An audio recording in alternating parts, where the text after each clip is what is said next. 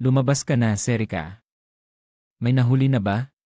Paano hindi kita makilala kung kasama mo ang buong grupo? Bumaba ka kasama ang sumusunod, ngayon ay may laban tayo. Sabihin mo ang pangalan ng sumusunod sa harap ko. Siya ang sumusunod sa akin nitong mga nakaraang araw. Hugo, alam mo ba ang tungkol dito? Naman, alam ko. Napabuntong hininga siya nang marinig iyon, una sa lahat. Kinikilala ko ang kakayahan mo. Ang lakas mo ay lampas sa mga mamamatay tao ng ulap. Ang matalim mong mga salita sa pagharap sa direktor ng ospital at ang di matatag na loob na kayang gamitin ang mahiwagang espada. Pinatunayan mo na may kakayahan kang maging tagapagmana.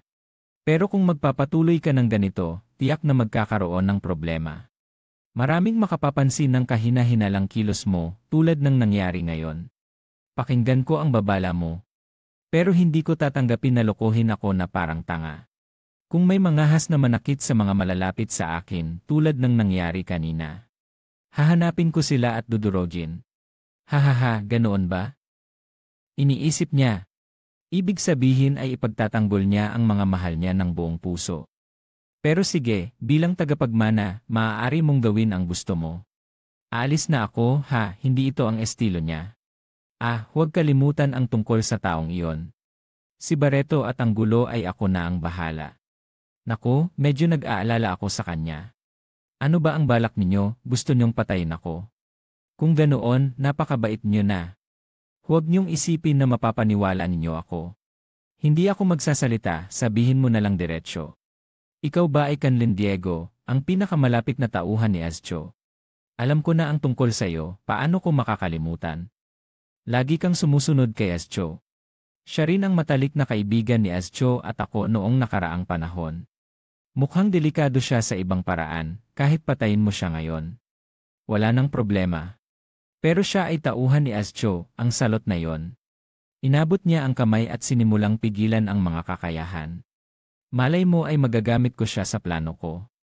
Ang mga madilim na enerhiya ay dahan-dahang pumapasok sa katawan ni Kanlin. Ano ito? Lumayo ka sa akin. Pinagana niya ang kanyang kakayahan, yeyengenen. Ang madilim na enerhiya ay patuloy na dumadaloy sa katawan niya nang walang tigil. Kinabukasan, nag-ensayo ng espada sina Lesimus at Arvin. Hindi pa ito sapat para sa akin. Magaling, ngunit sandali lang. Si Lesimus ay nasa likod na gamit ang kahoy na espada sa lid niya. Prinsesa, panalo na ako. Lesimus, hindi ko pa rin kayang talunin si Arvin. Sinabi ko na, kung tayo lang dalawa, tawagin mo na lang si Arvin Dema. Pasensya na, prinsesa, ako si Binibining Arvin, Binibining Arvin. Sa kabilang banda, mas matindi ang labanan.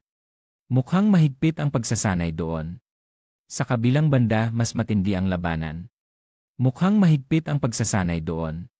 Patuloy siyang gumagamit ng mga atake, suntok sa tiyan, sipa sa paa. Pero si Brian ay tumatanggap ng mga suntok gamit ang kanyang katawan.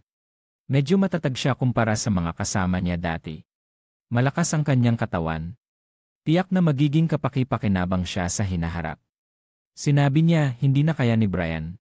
Habang may laway na lumalabas sa bibig niya. Hindi, Ginoo, kaya ko pa. Iniisip niya, kahit pagod na, kailangan lang tiisin. Hindi niya alam kung kailan muling atake si Barreto. Kaya dapat marunong si Brian magprotekta sa sarili. Sinabi ni Brian, pero Ginoo, ayos lang ba na nakakalat si Kanlin? Huwag mag-alala, siya ay naging alipin ko na. Naalala niya nang ipinasok niya ang mahiwagang bola sa katawan ni Kanlin. Matagal na mula nang huli niyang gawin ito kaya medyo mahina ang lakas. Isang madilim na mahika na lumilikha ng bagong personalidad mula sa dilim. At pinapagana ito upang kontrolin ang target ayon sa gusto niya. Isang beses lang niya itong ginamit noon. Tinanong niya uli si Kanlin para makasiguro. Sino ka? Ako si Kanlin Diego. Opisyal na bodyguard ni Velias at inutusan akong pumunta sa Vugien para protektahan ang Ginoo Sin. Natutuwa siya, masunurin na siya. Sino ang amo mo? Dati ako ay tauhan ni Ginoo Acho. Pero ngayon ay sumusunod na lang ako kay Ginoo Sin, tanggapin mo ako. CJ. Dati ako ay tauhan ni Ginoo Acho. Pero ngayon ay sumusunod na lang ako kay Ginoo Sin, tanggapin mo ako. Sige, pakinggan mo ang sasabihin ko. Bumalik ka at sabihin kay Acho Savellas. Huwag kaligtaan kahit isang salita. Naiintindihan mo ba? Ako si Kanlin Diego. Susundin ko ang mga utos ni Ginoo Sin. Ang tingin ni Kanlin noon ay nagulat siya. Ang tingin na puno ng tiwala ay nagpaparamdam ng matinding presyon. Siguro ayos lang naman. Mula sa malayo, sinabi ni Arvin sa kanya. Pumunta rin ang bodyguard dito para mag-ensayo. Hindi ko inasahan na magkikita tayo. Pumupunta rin ang prinsesa dito tuwing weekend para mag-ensayo ng espada kasama si Lesimus. Pumupunta rin ang prinsesa dito tuwing weekend para mag-ensayo ng espada kasama si Lesimus. Dahil sa nangyari, kailangan kong maghanda ng mas mabuti. Ang nangyari ay 1 linggo na ang nakalipas. Natagpuan si Barreto Lutmin na halos walang malay sa harap ng klinika. Bagaman puno ng pasa, hindi siya nagsalita tungkol sa salarin. Mas tama siguro na hindi niya kayang magsalita. At hindi na rin siya makagamit ng mahika. Ang reaksyon ni Lesimus ay nakakagulat, akala ko ay magiging kontento siya. Biglang mula sa malayo, tumawag si Nana mula sa langit na bumabagsak. Ginoo, nandito si Nana, pinapangalagaan ko na si Karam. Pero hindi niya alam na si Karam ay tulog pa rin sa upuan. Agad niyakap ni Arvin si Nana. Saan nanggaling ang batang ito? Ginoo. Nahanap na ni Nana ang Ginoo. Narinig ni Arvin at natuwa. Niyakap niya si Nana. Paulit-ulit itong tumatawag sa kanya. Iniisip niya, kailan ba nangyari ito? At sino pa? Bakit? Narinig niya ito at nahirapan siyang ipaliwanag. Pagkatapos ng ilang sandali, ganito pala. Mabuti na lang hindi siya anak ng Ginoo. Akala ko dahil tinawag niya si Ginoo kaya nagkamali ako. Nakakagulat, hindi ko inasahan na may mabuting puso ka. Kung ganito ka, malalaman ng akademya ang kahinaan mo. Nag-aalala rin si Brian. Kapag nalaman ng akademya ito, matatanggal ang Ginoo. Alam ko ang tungkol kay Nana ay kakaiba. Pero umiti siya at sinabi, huwag kang mag-alala, Sin. Hindi ko sasabihin sa iba. Totoo ba, prinsesa? Wala akong kaibigan kaya wala akong masasabihan. Tinanong niya, bakit mo ginawa yon? Ano ang ibig mong sabihin? Nakikiramay lang ako sa bata. Hindi siya tao. Hindi rin siya kakaibang nilalang kaya hindi siya tinatanggap ng iba. Pero mabuti na lang at may nag-aalaga sa kanya. Kapalit nito, paminsan-minsan pupunta ako dito, ito ba ang kwarto ko?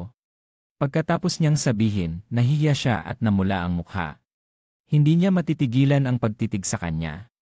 Huwag kang magkamali, gusto ko lang makasama si Nana ng mas madalas. CJ, ito ang magiging lihim natin. Naalala ko na. Nahihiya siya at iniisip. Lihim ng dalawa. Natapos ang usapan. Niyakap ni Brianna si Nana habang sinabi niya. Pahintulutan mo akong umalis muna. Ginoo, mag-ingat ka sa paglalakbay. Pagkatapos iwan ng Leslie Musk, iniisip pa rin niya. Mas malapit na ako kay Sin, di ba? Bumalik sa kwarto niya. Bakit may nangyaring ganito habang natutulog ako? Mabuti na lang hindi pa siya nahuli na nakatira kasama ang isang mahiwagang espada. Mag-isip ka na, bakit parang kahawig mo si Papa? Bayaran mo na ako. O kaya, ilalakad ko muna ang bata. Nakakainis din naman na palaging nasa loob ng kwarto. Medyo maayos ang bata. Salamat po, aalis na kami. Sa gabi, may 2 kakaibang nilalang na lumilipad sa taas. Biglang may nakaramdam ng kakaibang enerhiya at huminto. Ginoo Luciano, may problema ba? May kakaibang amoy si Catalina. Nasaan na tayo? Medyo malayo pero parang nasa labas ng Orwen. Ang amoy ay mula sa Akademya ng Ruen, mukhang ipagpapaliban muna ang pag-uwi. Nakaramdam ako ng enerhiya mula sa isang nilalang na hindi ko kayang harapin. Isang enerhiya na hindi matitiis ng isang nilalang tulad ko. Sa labas ng Orwen, 3 tao ang naglalakad. Sandali, Nana, delikado ito. Malawak ang lugar, gusto ni Nana. Mukhang masaya na ang batang babae na ito, ano? Ang lugar na ito ay 10 mile ang layo mula sa sentro ng Ruen, kaya sapat na para magpakasaya siya. Sino ba ang mukhang ama na yan? Bakit hindi niya hanapin ang ina ng bata? Tulad ng prinsesa na yon, halimbawa. Pero biglang may isang enerhiya na dumiretso sa tatlong tao. Sandali, may paparating na bagay. Si Luciano. Nang maramdaman ang amoy ng kapwa nilalang, agad na nagsabi na maghanda. Nang may nakita siyang hindi magandang pangyayari, pinaalalahanan ni Brian si Nana na mag-ingat. Buti na lang at nahuli ng lalaki ang batang babae na tumalon para umiwas sa isang atake mula sa langit. Brian, Nana, ayos ba kayo? Ayos lang siya, lumayo kayong dalawa sa likod ko. Tumingin siya sa dalawang taong lumitaw, bakit may mga nilalang na ito dito? At sila pa ang dalawa, tuming. Huling bahagi ng pagsasalin ay hindi kumpleto sa ibinigay na teksto. Ang gulo, bakit may ganitong mababang uri ng nilalang dito? Tao ka ba ang may-ari ng nilalang na yon? At may demonyong kasama pa. Tita, gusto mo bang mag-away? Sabi ni Catalina ng may tapang. Huwag kang magsalita. Ang mababang uri na alipin ng tao ay walang karapatang magsalita dito.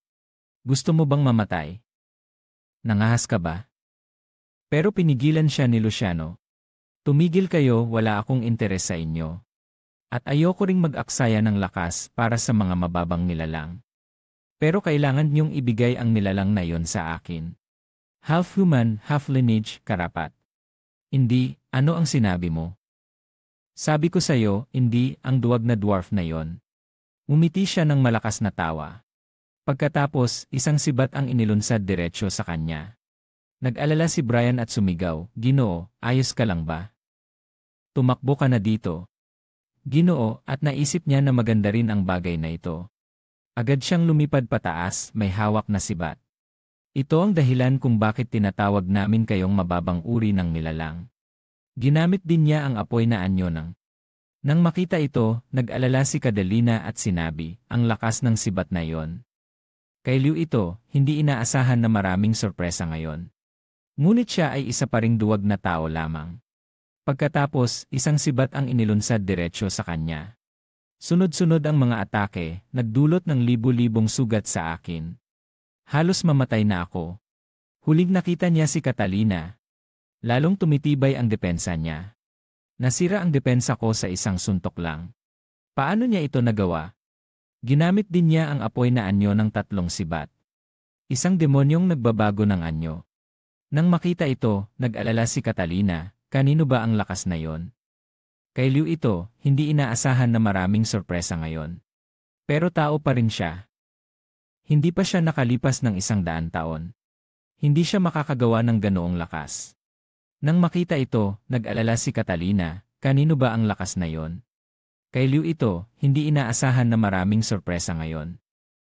Pero tao pa rin siya. Hindi pa siya nakalipas ng 100 taon. Hindi siya makakagawa ng ganoong lakas. Pero ginamit niya ang tatlong sibat na apoy. At napatingin si Catalina ng may takot. Lalong tumitibay ang depensa niya. Nasira ang depensa ko sa isang suntok lang. Paano niya ito nagawa? Sunod-sunod ang mga atake, nagdulot ng libu-libong sugat sa akin. Halos mamatay na ako. Nang makita niyang napatay niya si Catalina, nagngit-ngit si Luciano. Sino ka ba? Wala na bang kapangyarihan ang Diyos ng hamog? Paano ka nagkaroon ng ganitong lakas? Sabihin mo, sino ka ba talaga? Mukhang ayaw mong sumagot, ano? CJ, tinatanggap ko na ikaw ay isang karapat-dapat na kalaban. Bang kapangyarihan ang Diyos ng hamog? Paano ka nagkaroon ng ganitong lakas? Sabihin mo, sino ka ba talaga? Mukhang ayaw mong sumagot, ano? Sige, tinatanggap ko na ikaw ay isang karapat-dapat na kalaban. Nang magsimulang magbago muli ang anyo niya, nagulat din siya. Multiform mula sa gitna ng katawan. Unti-unting lumitaw ang mga butas ng hangin. Ito ang dahilan kung bakit iniwan ng mga nilalang ang anyong tao at bumalik sa orihinal nilang anyo. Nagbago siya at sumigaw ng malakas bilang pagpapakita ng kanyang lakas. Tumapak siya ng malakas at sumugod. Ibig sabihin na sa pinakamahina siyang kalagayan. Nang makita siyang lumipad sa ibabaw niya, nag-alala si Luciano, ano ang balak mo? Hindi niya alam ang kahinaan ng multiform, pero mababang uri lang siya. Sa huli, bumaba siya at tinira ang isang suntok sa gitna ng noo nito. Ang luha nito ay parang may palatandaan ng pagbagsak. Kailangan kong makatakas dito, ngunit mumiti siya, huli na. At ginamit ang malaking puno na hindi matitinag. Isang malakas na enerhiya ang nagmula sa demonyo, na nagbigay ng napakalakas na lakas sa buong katawan niya na hindi niya mapigilan. Bumagsak siya mula sa taas. Sa kabilang dako matapos ang laban. Tumakbo si Brian at paulit-ulit na tinawag ang pangalan niya. Pareho nilang nakita ang isang eksena na hindi dapat makita. Ngunit ang hindi dapat makita ay si Nana na hinahawakan ni Brian. Na parang wala siyang nararamdaman. Samantala, kumakain pa rin siya ng karne ng dragon at inabot ang isang piraso. Andres, Brian, ang demonyo iyon, gusto rin kumain ni Nana, huwag kang mangarap. Naglipat ng eksena sa ibang lugar. Sabi ni Arturo, kaya iniisip mo ba na may isang hindi kilalang puwersa na tumutulong sa kapatid ko? Malamang sila ang pumatay sa lahat ng aming mga tagapagbalita. Ganoon lang ba? Patawarin mo ako sa kaunting impormasyon na ito. Nagtataka siya tungkol kay Kanlian. Nakakatuwa. Hindi na mukhang nag-aalala si Kanlian tulad ng dati bago siya umalis. Nakakatuwa. Hindi na mukhang nag-aalala si Kanlian tulad ng dati bago siya umalis. Para siyang ibang tao. Naiintindihan ko na, Kanlian. May gusto akong itanong sa'yo.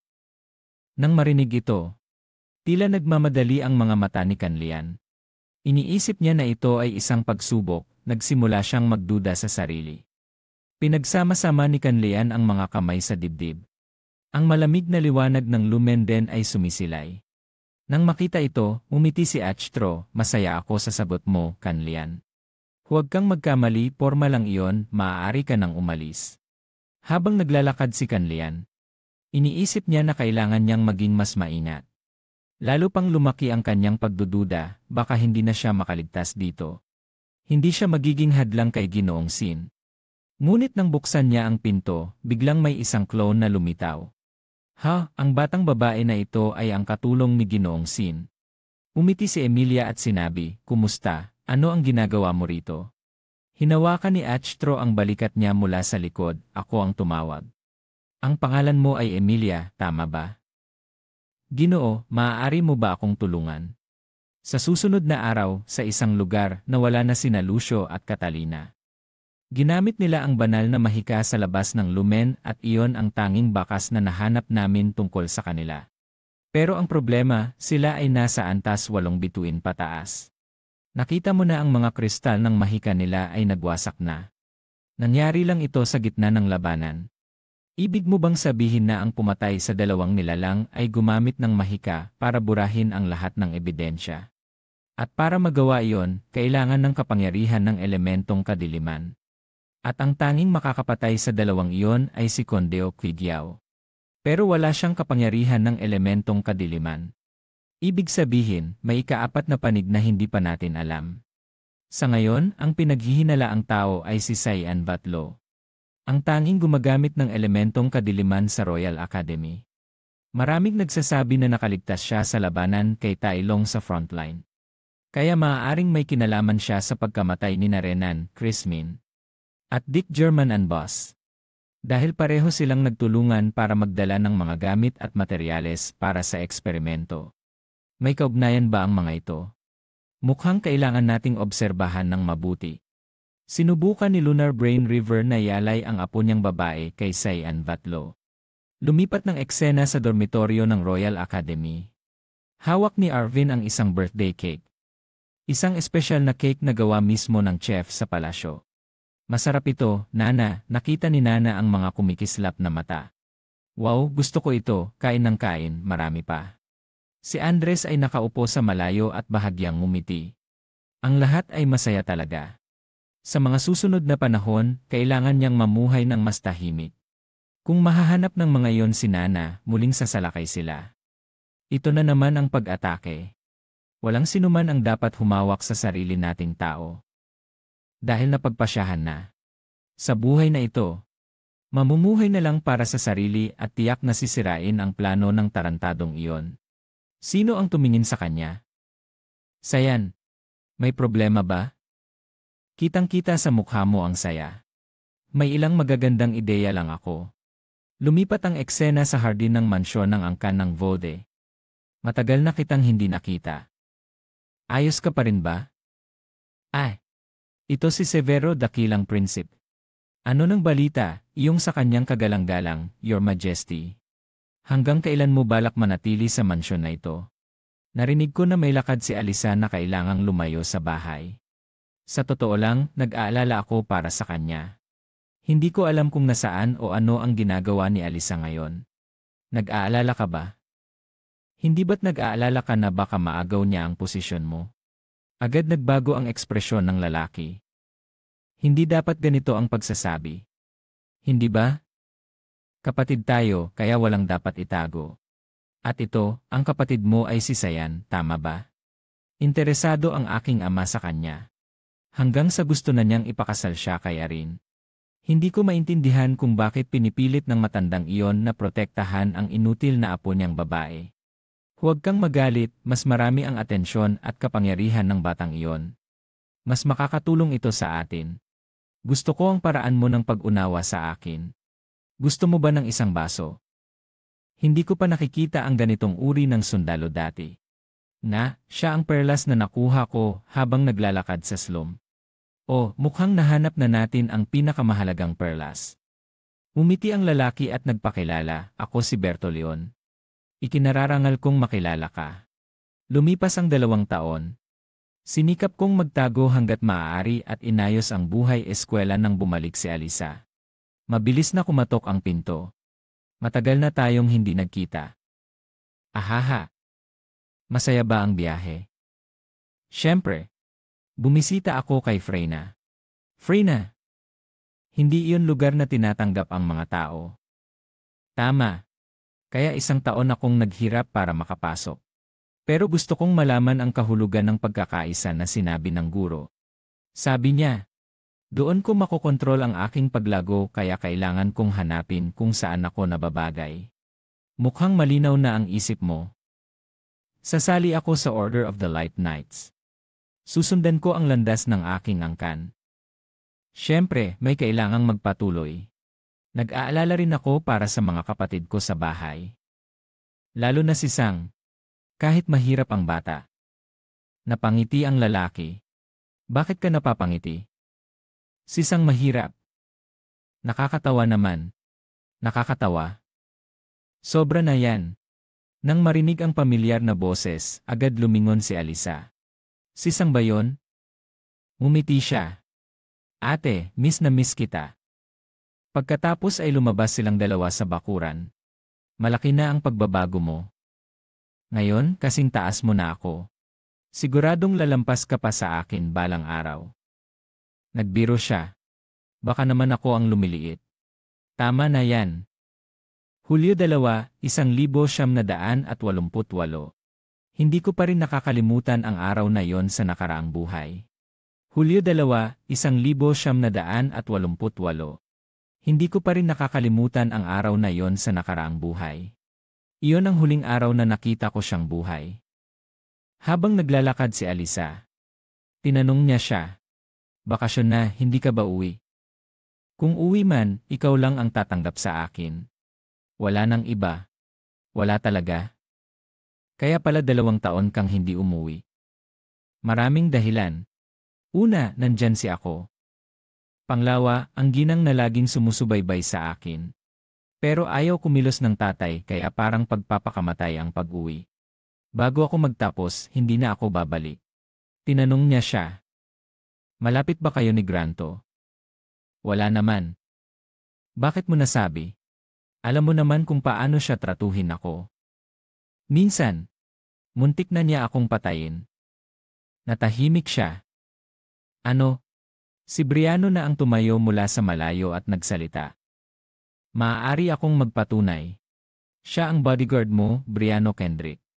Si Oda naman ay bodyguard ni A kaya pala lagi silang sumusunod sa atin. Detalyado niyang ikinuwento ang lahat. May ganun pa. Hindi ko alam dahil nasa free na ako. Ang mga taong iyon ay tauhan ng ginang na galit kay Granto. Hindi mo kasalanan. Nagbago ang tingin ni Alisa at naglabas ng nakakatakot na aura. Tinawag siya ni Sayan para bumalik sa realidad. Ha? Nasabi mo na ba ito sa iba? Ano nang makukuha mo kung sabihin mo? Pero mukhang hindi pa nagsisisi si Granto. Nang marinig iyon, yakap niya si Sayan ng mahigpit.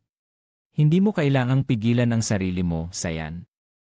Pwede kang umasa sa akin. Mula ngayon, poprotektahan kita. Gusto kong manatili sa iyo ng mas matagal pero may lakad ako. Mag-ingat ka habang wala ako. Pagkatapos, niyakap niya si Briano ng bigla. Alagaan mo si Sayan, ha? Nang makita niya yon, tinignan niya si Briano na parang gusto siyang patayin. Napabuntong hininga si Briano. Pero ano ang nagawa ko? Nang sumapit ang takip silim, natapos ang usapan nila at naghiwalay. Matagal na siyang hindi nakita na nagalit ng ganoon. Ganoon. Naalala niya na sa nakaraang buhay, palagi siyang binubuli ni Granto. Ano? Iyan lang ba? Tumayo siya, galit.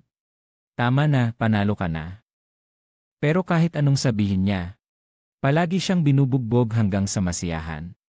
Bakit ang dami pa niyang dalaw? Huminto si Granto. Ate Alisa, ano nang ginagawa mo? Humingi ng tawad kay Granto. Nakita ko na ang ekspresyon na yon dati sa nakaraang buhay. Pero mukhang malapit nang sumabog ang alon ng galit ng angkan ng ginang. Dapat malaman niya ang tunay na mukha ng angkan na ito. Para maprotektahan ko siya sa malupit na kapalaran. Biglang dumating ang dalawang imbitasyon, Ginoo, para sa inyo. Saan mo nakuha ang mga ito? Isa mula sa akademya, isa mula sa Gatekeeper. CJ. Ano na? Kinuha niya ang itim na imbitasyon. Hindi mo ba babasahin ito? Sigurado akong mula ito sa Royal Telegram. Tama ka, may selyo ng Royal Family. Sa likod, sumilip si Karam. Ano yon? Hindi ko alam ang laman. Ipinaliwanag niya sa kanila. Tuwing ganitong panahon, may handaan sila. No exact matching translated content found in the provided translation segment. Argit si Daniel Nepales, may malubhang insidente sa handaan. Dahil siya ang kapatid ng kasalukuyang reyna, nagulat ang lahat. Tinanong siya ni Karam kung pupunta ba siya. May lakad ako doon. Naalala niya, sa nakaraang buhay, ibang tao ang may gawain ito. Siguro pinili ako ng Pangulo pero nakakainis. Ito ay mula kay Prinsesa Arinka. Talaga? Akala ko bata pa siya. Uy, parang may nagpadala ng love letter. Agad niyang ginamit ang kapangyarihan para kontrolin ang demonyo. Napilitang bumagsak si Arinka sa lupa. Tumingin siya kay Briano. Sige, ihanda mo ang sarili mo para sa palasyo. Aga. Mabilis na pumasok si Alisa sa bahay. Nagulat ang mga tao. Alisa, bumalik ka na. Pero galit pa rin siya at hindi pinansin ang paligid. Nanay. Hindi ang ginang. Nasa loob si Marco Garrido nang marinig ang ingay. Nakita siya at sinabi, Alisa, matagal na kitang hindi nakita. Anak, kamusta ka? Biglang may lumapit at sinampal siya ng malakas. Nagulat ang mga tao at nagmadaling tumulong. Ginang, nasaan ang mga gwardiya? Dalhin mo siya sa doktor. Nawala ka na ba sa sarili? Dapat ako ang magsabi niyan, Ginang Marco Garrido. Gusto mo bang patayin si Sayan? Nagulat si Marco Garrido. Paano niya nalaman? Nag-imbot siya. Hindi ko kailanman gustong patayin si Sayan. May ebidensya ka ba? Sinasabi mo na totoo iyon. Wala ka pang ebidensya sa kamay mo pero nangahas kang kumilos laban sa akin. Ngayong oras na ito, may 4 pang mga gwardiya ang dumating para paikutin tayo. Ano pang hinihintay niyo? Madaliin niyong palabasin ang batang babae na yon dito para sa akin. Umalis na at iwan ang mga tao dito sa sakit na ito. Ang salbahing iyon ay dumaan sa. Ang bodyguard ni Sayan ay nagsabi na sa akin ang lahat ng nangyari. Sinabi niya na ikaw ang nasa likod ng tangkang pagpatay kay Sayan 2 taon na ang nakalipas.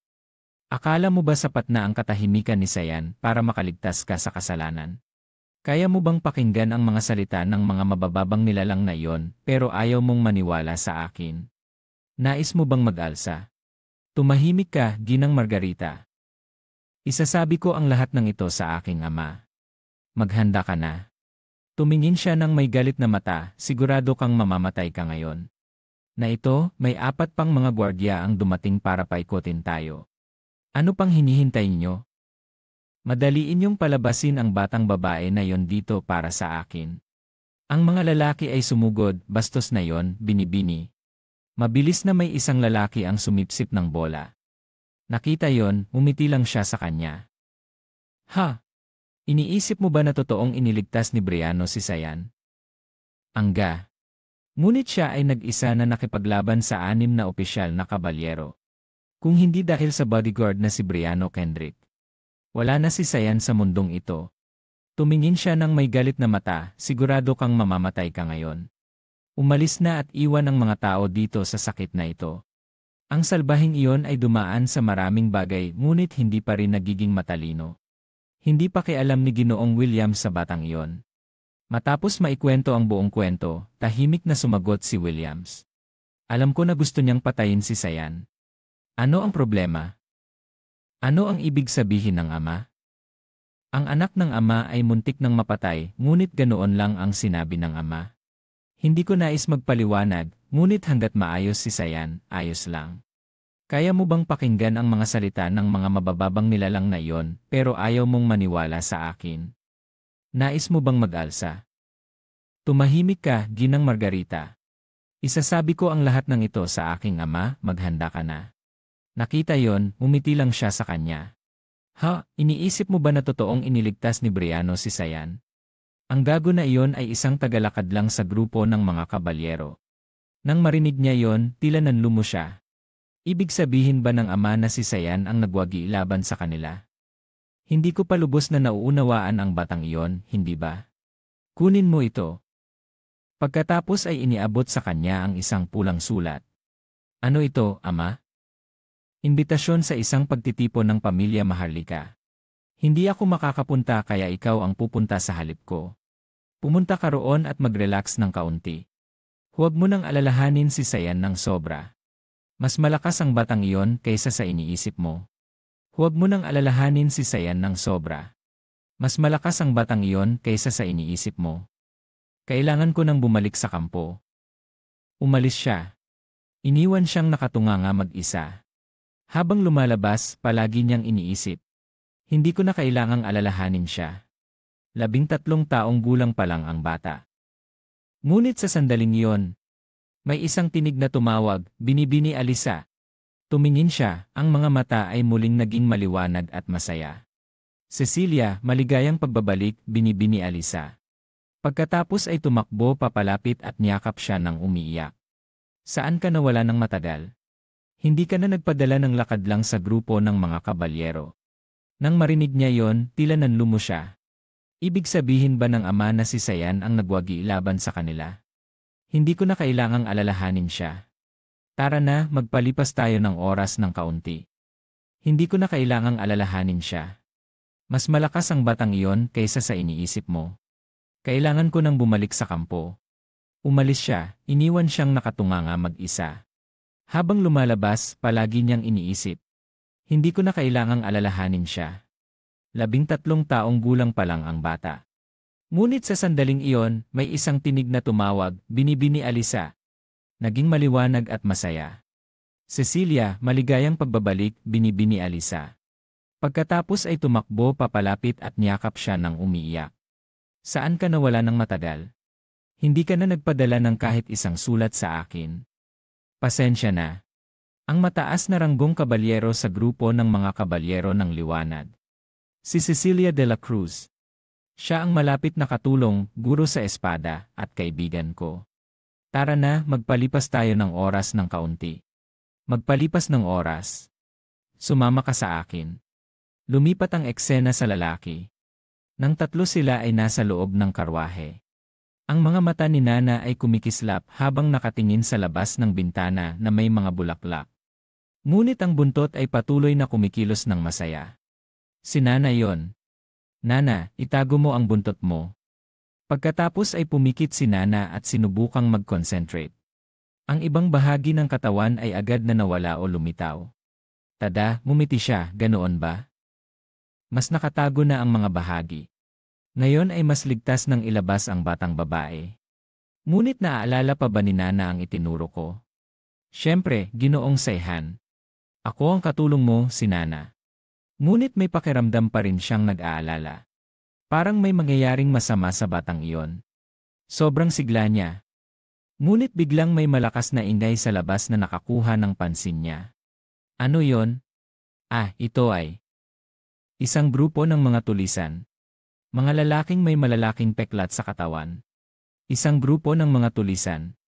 Mga lalaking may malalaking peklat sa katawan. Haha, ibigay niyo lahat ng meron kayo sa amin. Bakit mo ibibigay kay Briano? Wala silang halaga, ayusin natin sila.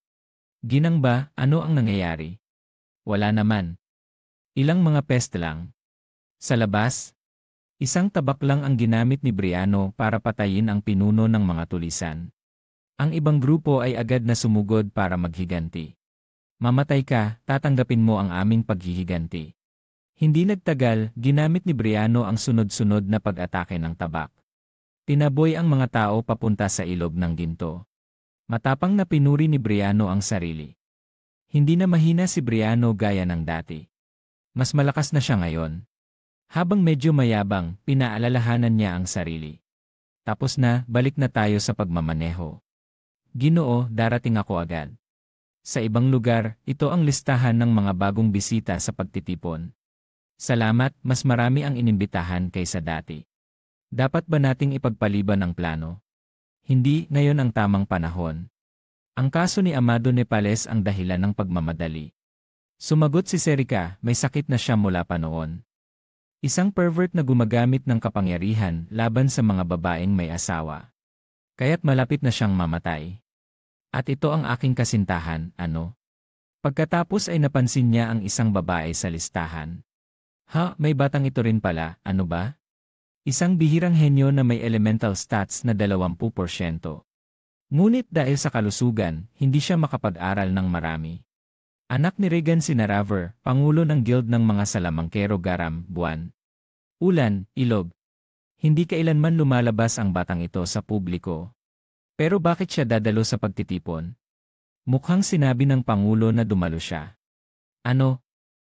Ano pa kaya ang balak niya? May masamang pakiramdam ako tungkol dito. Hindi magiging payapa ang pagtitipong ito.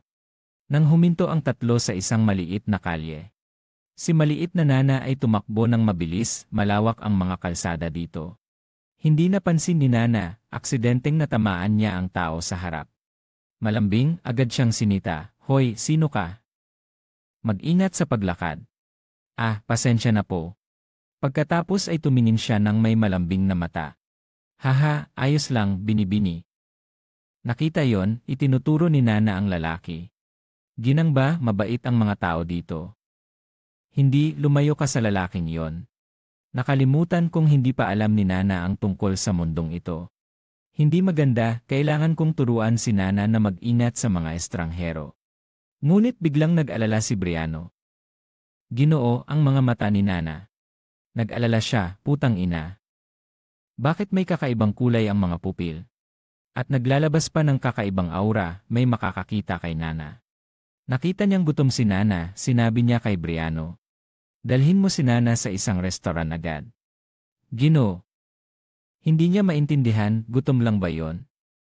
Hindi maganda yon. Lumipat ang eksena sa isang lugar na may pagkain. Ang mga mata niya ay bumalik sa normal. Hinawakan ang tiyan at maraming pinggan sa mesa. Buhay na buhay, masarap, iligtas ang pusa. Nag-alala siya.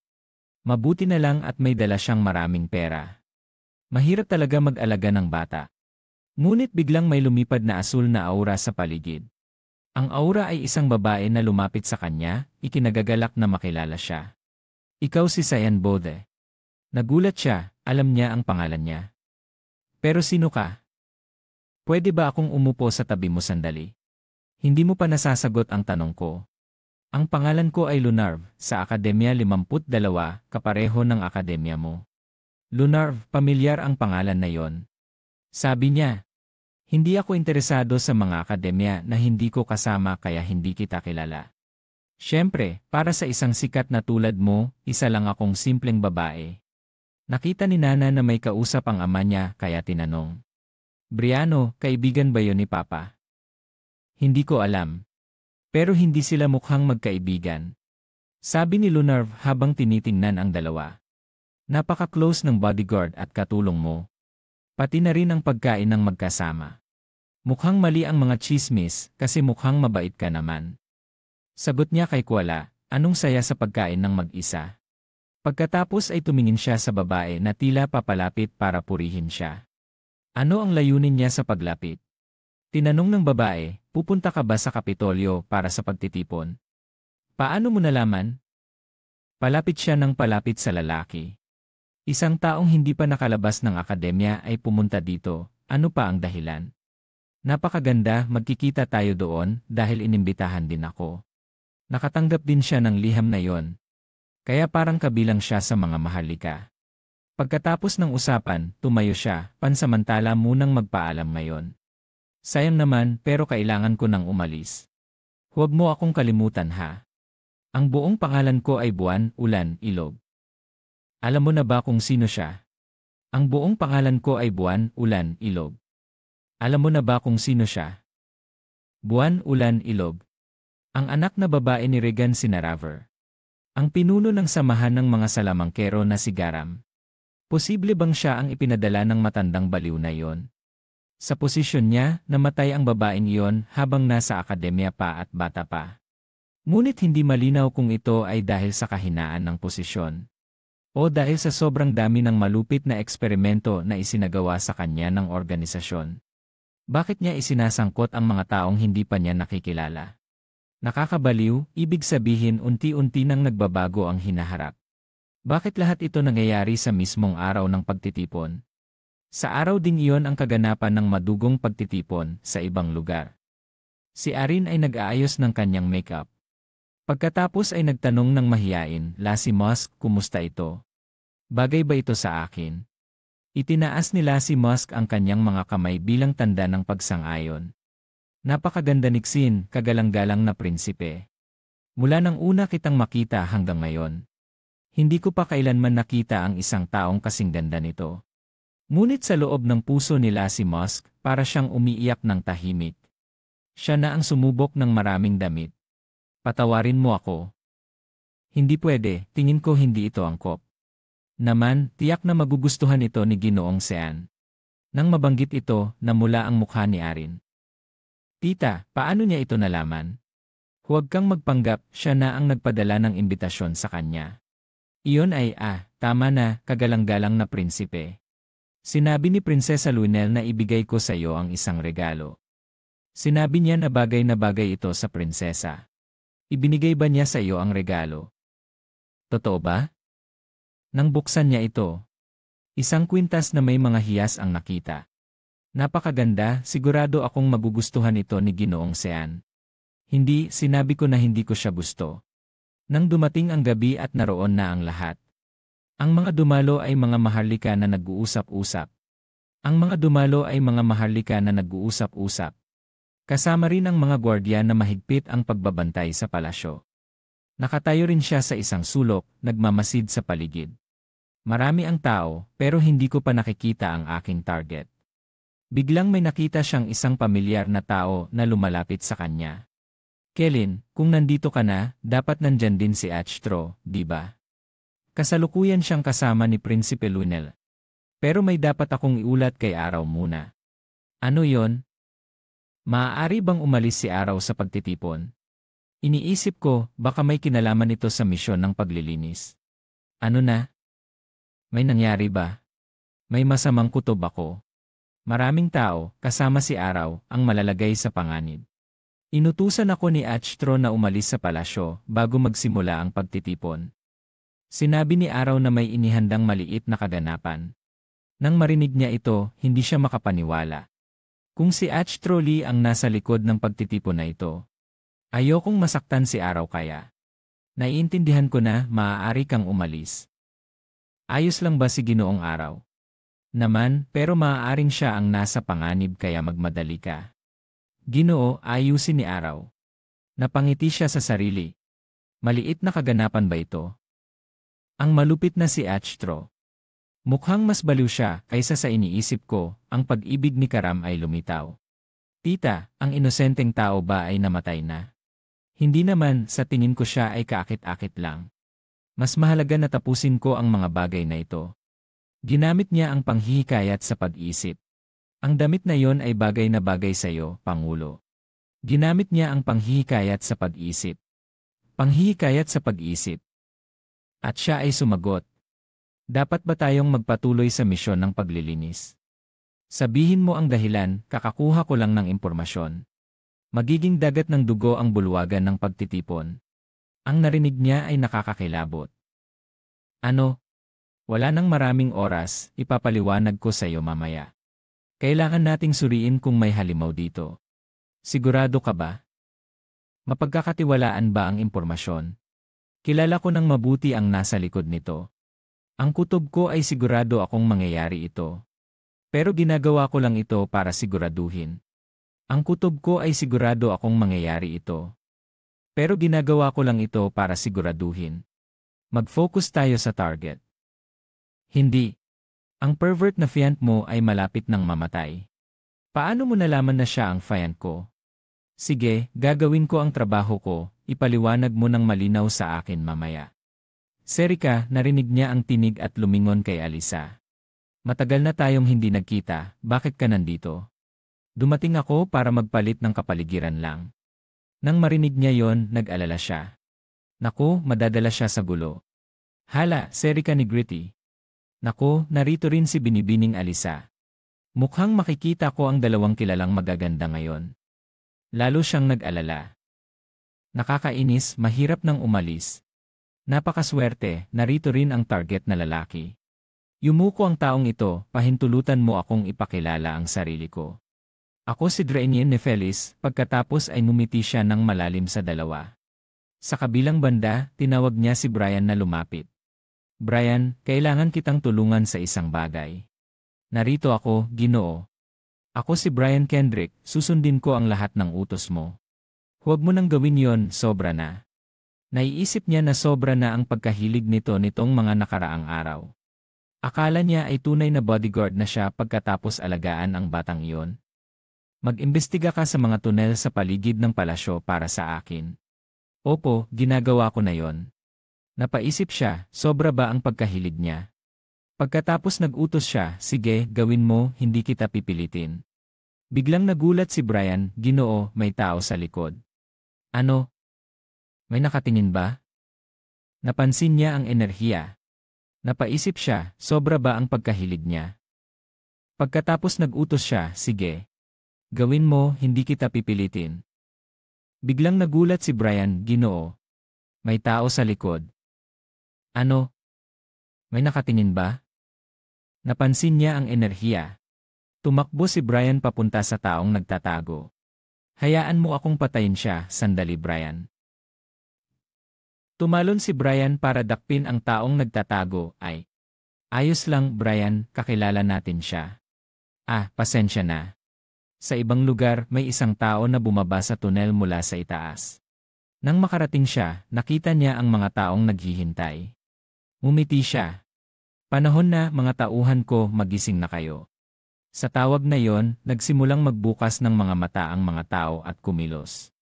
Sa itaas, patuloy ang masiglang usapan ng mga tao. Si Arin ay naghihintay pa rin.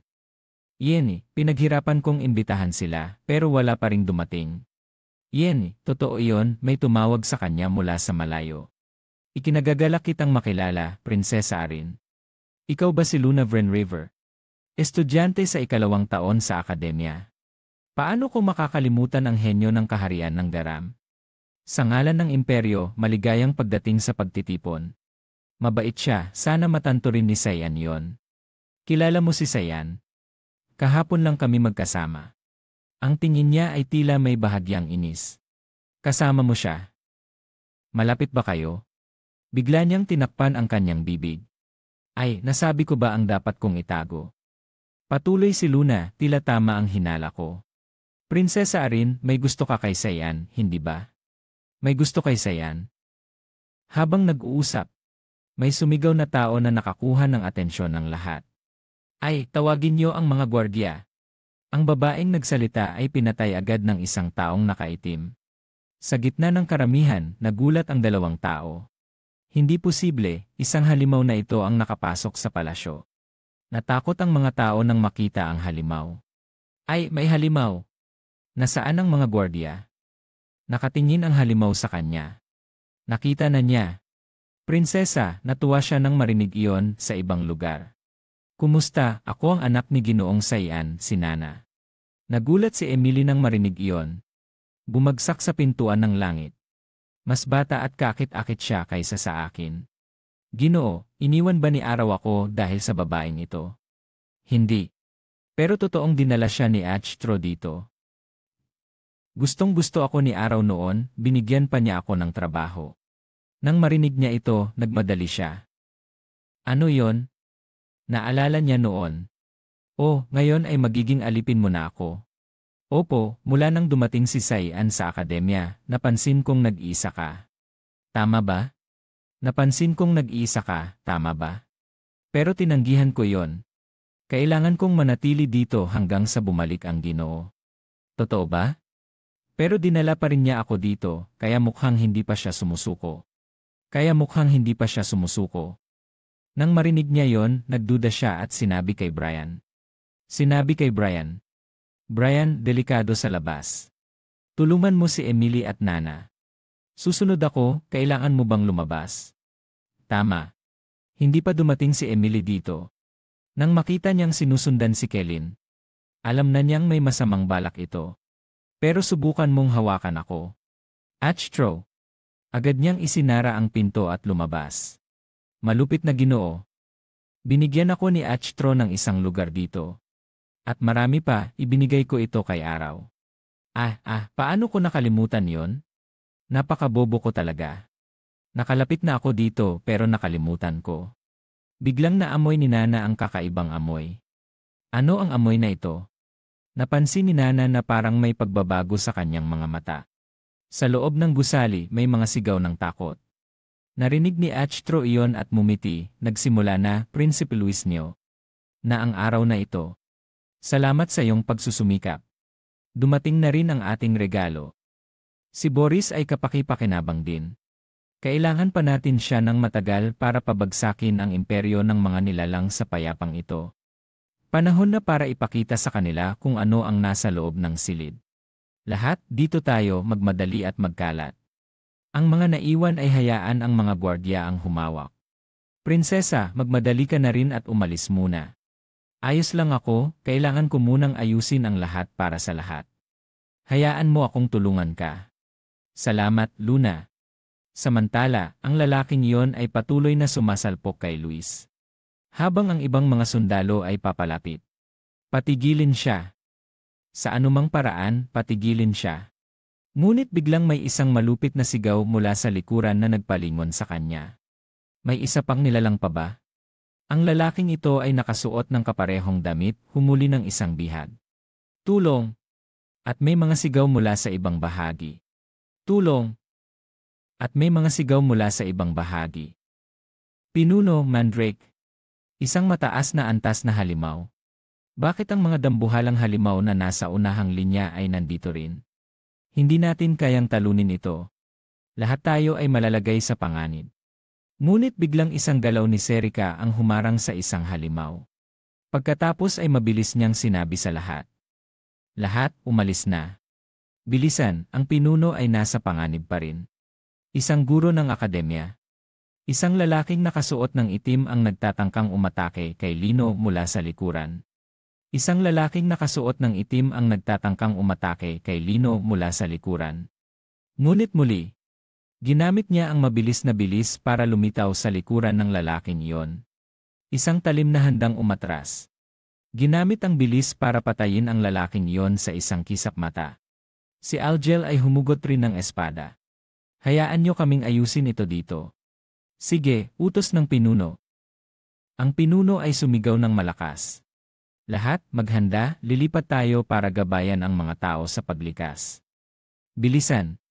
Nagsimula na ring gamitin ang kanilang mga kakayahan ang mga halimaw na puno. Lahat ay nag-aalala at naghihintay. Narito na sila. Ang mga katawan ng puno ay tila nilaktawan ang dalawang tao at tumakbo diretsyo sa likuran. Hindi ba kami ang target? Ngunit ang direksyon ay patuloy silang tumakbo patungo sa mga taong nagtatangkang tumakas. Sumigaw si Serika, Prinsesa Arin. Ikaw ang target nila. Sa puntong ito, ang isang talim na gawa sa kahoy ay malapit nang tumama sa harap niya. Biglang, ang pinuno ay humugot ng espada at pinutol ang lupa. Pagkatapos ay sinabi niya sa mga gwardiya, Prinsesa Arin. At isang nakakatakot na eksena ang lumitaw sa harap niya. Ang pinuno ay tinusok ng mga talim na kahoy sa buong katawan. Sobrang sakit na hindi mailarawan. Ang mga luha niya ay dumaloy habang tinatawag si Maurice. Pagkatapos, ang mga talim na kahoy ay muling umatras. At siya ay nagmadaling tumakbo papunta. Maurice, magising ka na. Lahat ay kasalanan ko, patawarin mo ako, Maurice. Sinubukan ni Lunav na protektahan ang lahat gamit ang tubig. Sunod-sunod na pag-atake at hangin. Isang semi-area attack, ang mga katawan ng puno ay agad na parang nabasag. Pinagsama niya ang mga galaw niya. 12 taong gulang pa lang siya at handa na. Tumingin si Lunav at sinabi sa kanya, kagalang-galang, hindi na ito maliligtas. Dapat kang magmadaling lumikas sa ligtas na lugar, muling atake sila. Muling lumitaw ang mga gwardiya upang protektahan. Kami na ang bahala dito.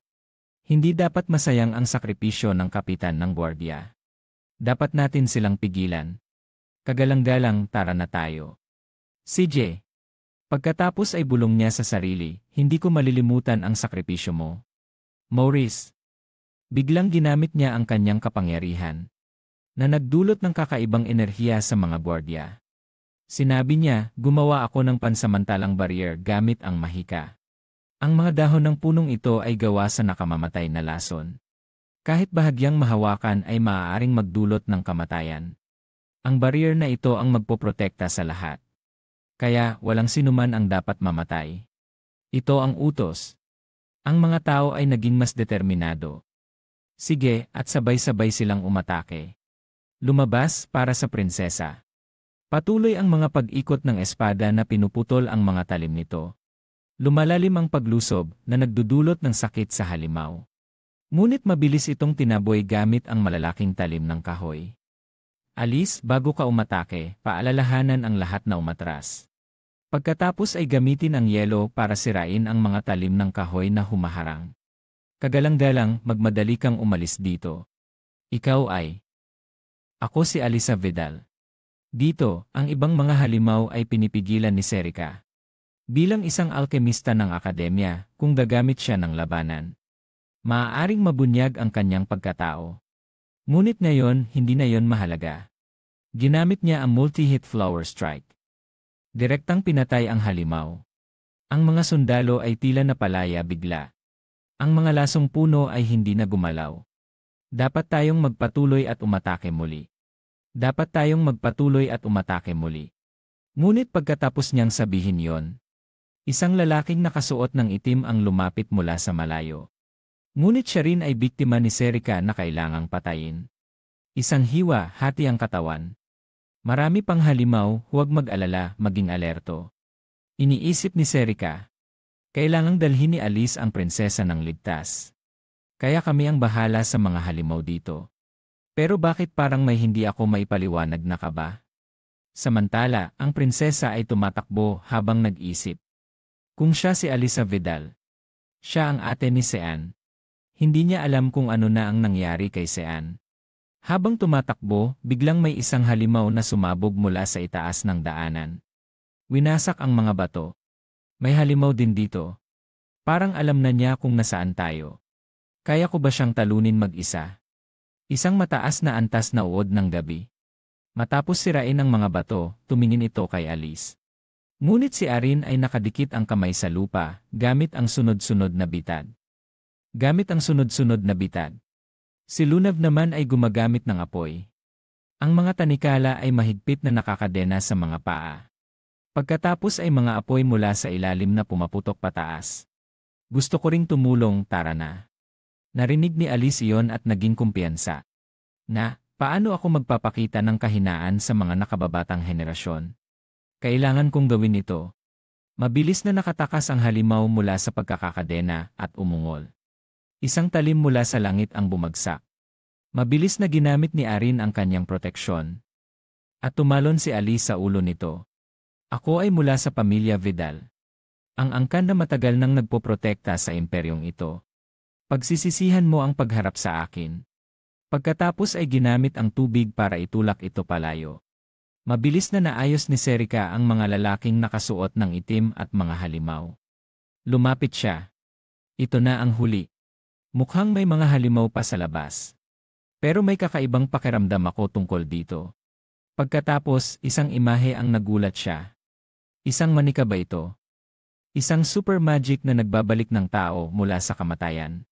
At kinokontrol sila tulad ng mga manika na ipinagbawal. Ngunit hindi madaling gamitin. Kailangan ng malaking enerhiya at oras. Para makagawa ng ganito karaming mga ito. Kung kaya nilang maghanda ng ganito. Sila tulad ng mga manika na ipinagbawal ngunit hindi madaling gamitin. Kailangan ng malaking enerhiya at oras para makagawa ng ganito karaming mga ito. Kung kaya nilang maghanda ng ganito. Plano ba nilang magkaisa para pasimulan ang digmaan? Sa ibang lugar, ang mga manika ay sunod-sunod na hinati ng isang hiwa. Sapat na ba ito? Sa gitna ng kasiyahan, may nangyaring ganito. Pagkatapos, isang espada ang tumusok sa katawan ng mahina. 2 tao ang nagmadaling lumapit, Ama, kagalang-galang. Ayos lang, napagod lang ako, pero mabuti na nandito kayo. Luinel at Acho, kagalang-galang, hayaan niyo akong tulungan siyang tumayo. Sige, salamat, ayos lang ako. Unahin mo na ang iba. Nasa mga tekniko na ng Kastilyo ang usapin yon, mahal kong hari. Hindi mo kailangang mag-alala, palagi kaming nasa tabi mo. Sa kabilang bahagi, patay na rin ang halimaw. Nagtataka si Alice, saan kaya sila nanggaling? Bakit parang sunod-sunod silang dumarating? Balik sa ilang minuto ang nakalipas. Hiningi ni Acho sa kanya na ibigay ito kay Sin. Nakakatuwa, parang may kakaiba. May problema ba? Hindi naman, pero hindi pa siya nakakatanggap ng regalo mula kay Sin. Nakita ko lang, pero palagi kong nararamdaman na may galit si Sin kay Acho. Mas malalim pa kaysa sa anumang alitan sa pamilya. Sabi ni Nana, Brian, kailangan na nating tumakas. Bakit? May paparating na malaking panganib. Sabi ni Nana, Brian, kailangan na nating tumakas. Bakit? Bakit? May paparating na malaking panganib. Nana, ano ang nangyari sa mga mata mo? Pagkatapos niyang sabihin yon, may isang tao na lumabas mula sa nasirang pader sa likuran. Lumabas ka na, Emily. Ano yon? Isa itong vmot, isang mataas na antas na halimaw.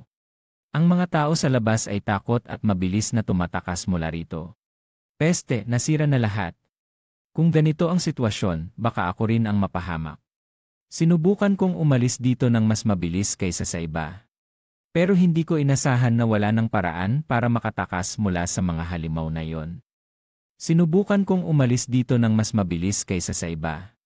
Pero hindi ko inasahan na wala ng paraan para makatakas mula sa mga halimaw na yon. Kailangan kong makaligtas dito, kailangan kong pangalagaan ang buhay ko. Para makita ko pa si Lily, ang minamahal kong katulong. Paano ko kaya iiwan ang buhay ko dito? Kapag naisip ko siya, biglang dumadami ang lakas ko.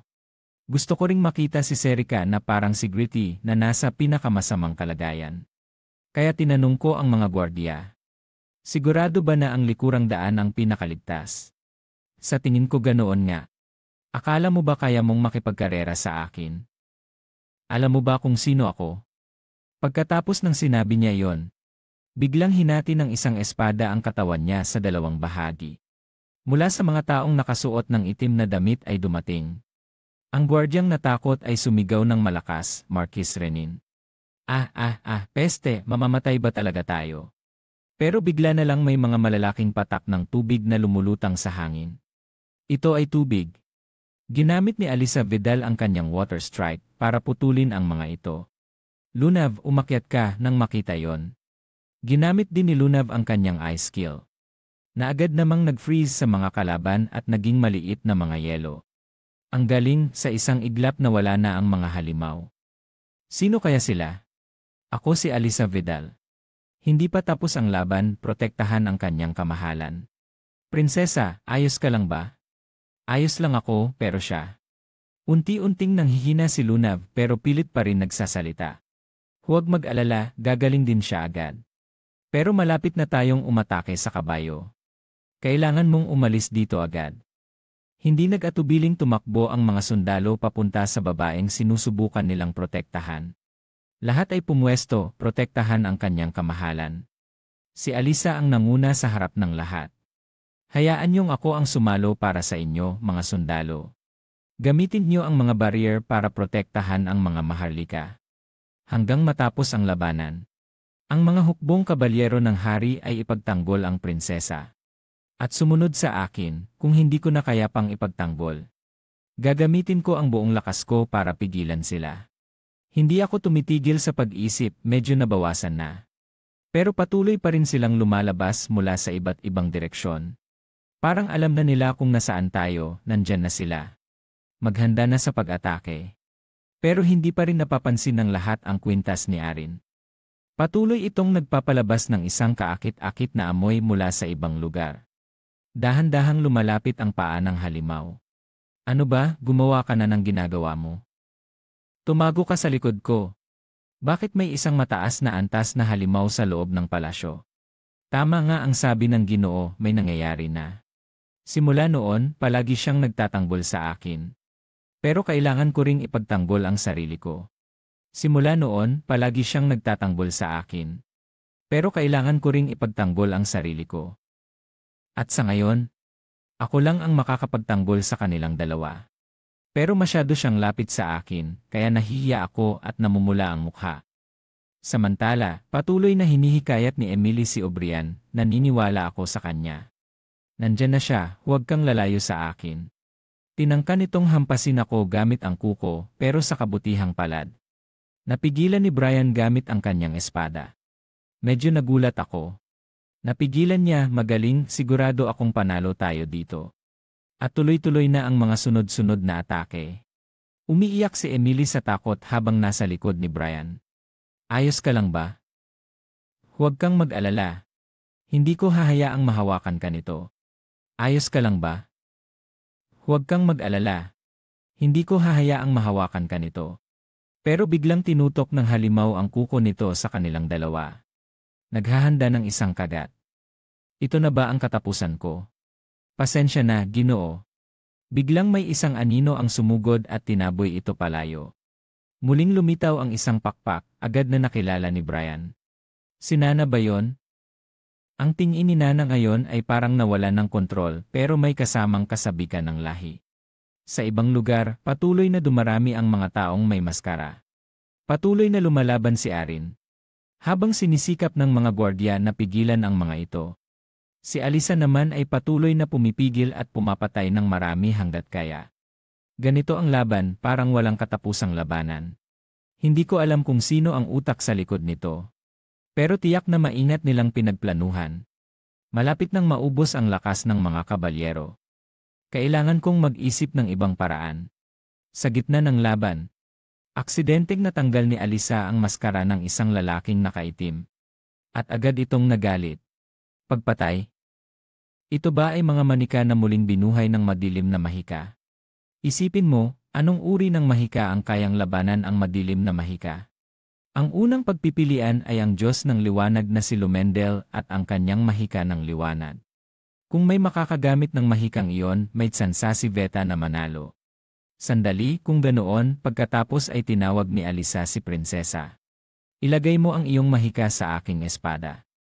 Hindi pwede, mawawala ang proteksyon ng mga sundalo kung gagawin mo iyon. Narinig iyon ng mga sundalo, hindi sila nag-atubiling sabihin. Huwag kang mag-alala, kahalili. Mayroon pa kaming lakas, magtiwala ka sa amin. Sige, kung ganoon. Pagkatapos ay ginamit ni Arin ang kanyang kapangyarihan sa espada ni Alisa. Magaling. Mahirap pagsamahin ang dalawang magkaibang mahika. Pero kung idagdag ko ang mahika ng sundalo, magiging maayos ang lahat. Kahit hindi ako sigurado kung magtatagumpay ito, subukan ko na lang. No direct continuation found in the provided translation segment. No direct continuation found in the provided translation segment. Samantala, nasa ibang lugar si ako na pumapatay ng mga halimaw na manika. Tumingin siya sa mga patay na manika at halimaw sa ilalim ng paa. Kasama ni Senza ang lalaking tumutulong kay Archo. Ito ba ang oras na si Boris ay naging alipin ni Archo? Ito ang aking paglikha ng kaluluwa. At ngayon ay may taong gumagamit ng sinaunang mahika. Madalas niyang gamitin ang paraang ito. Ginagamit ang kristal ng dugo para palakasin at pabilisin ang mga halimaw. At gamit ang mahika sa kristal para akitin pa ang mga halimaw. Tasil dnenle ay gias kahoin mireli lai enay. Ni Enrique Ganibin Muri ay ringi tarik highlightai. Liray, tafay desi. Sa kabilang banda, patuloy na dinadagdagan ni Alisa ang mahika ng sundalo sa kanyang kakayahan. Hindi ba yon ang mahika ng sundalo ni Mariaan? Napansin ni Lunapkin. Ginagamit niya ang mahika ng liwanag para pansamantalang tawagin siya. Kapag nagkakagulo, mahirap tumagal. Kailangan siyang pigilan, kung hindi, masisira ang katawan ni Alisa. Ang mahika ng sundalo ni Mariaan ay parang yumakap kay Alisa. Anak, bakit mo isin? No corresponding translated content found in the provided text. No corresponding translated content found in the provided text. No corresponding translated content found in the provided text. Biglang sumugod ang isang grupo ng mga manika patungo kay Alisa. Agad na nagalit ang mahika ng sundalo ni Mariaan, lumayo kayo sa batang ito. Lumayo kayo sa batang ito. Isang galaw lang ay napunit ang mga manika. Noon pa man, isang galaw lang ay napapakita na ng lakas. Hindi pa ito sapat. Nagbabalik na naman sila. Sabi ni, nakakainis, ang tadhana ay tunay na malupit. Sa batang pinagpala ni Prina. Anak, bakit mo isinusuko ang sarili mo? Dahil wala akong ibang paraan para talunin sila. Pero iniisip ni Alisa, hindi, kung titigil ako, lalala ang sitwasyon. Kailangan ko itong tapusin dito. At pinaganan niya ang kapangyarihan ng sundalo ng kaharian. Pero biglang hinawakan ng isang kamay ang braso ni Alisa. Napahinto siya at huminga ng malalim. Sino ka? Isa pang manika. Hindi tulad ng ibang enye. Translation not fully provided in the excerpt. Translation not fully provided in the excerpt. Translation not fully provided in the excerpt. Hindi, lulunurin ako ng usok na ito. Biglang sinabi ng mahika ng sundalo ni Marian, paalam, Alisa. Marahil ito na ang katapusan ng manika. Ang pamamaalam ay maaaring malungkot o hindi. Pagkatapos ay biglang binitiwan niya ang braso ni Alisa. Lalo pang nanghina ang katawan niya. Dahil ba ito? Hindi ako makagalaw. Sabi ni Arin, tama na, tigilan mo na, kung sobra ka, mamamatay ka. Pero iniisip ni Alisa, hindi, kung titigil ako, lalala ang sitwasyon. Kailangan ko itong tapusin dito. At pinaganan niya ang kapangyarihan ng sundalo ng kaharian. Nagulat si Arin, anong nangyayari? Pinigilan niya ang daloy ng mahika para mapawalang bisa ang atake ng sundalo. Pero hindi malinaw kung tao ba yon o hindi. Biglang may dumating na grupo ng mga manika mula sa malayo. Hindi, nandyan na naman sila. Pero sa pagkakataong ito, isang talim lang ang ginamit niya para patayin ang lahat ng hal. Tama ba na sila ay mga tao mula sa ating panig? Ngunit habang pinapatay niya ang mga ito, may iba pang muling nabubuhay. Alam ko na agad. Kailangan ko lang umatras ng kaunti at magsasama-sama sila sa lugar ng Reyna. Parang naakit sila ng isang bagay. Tinanong niya ang espada.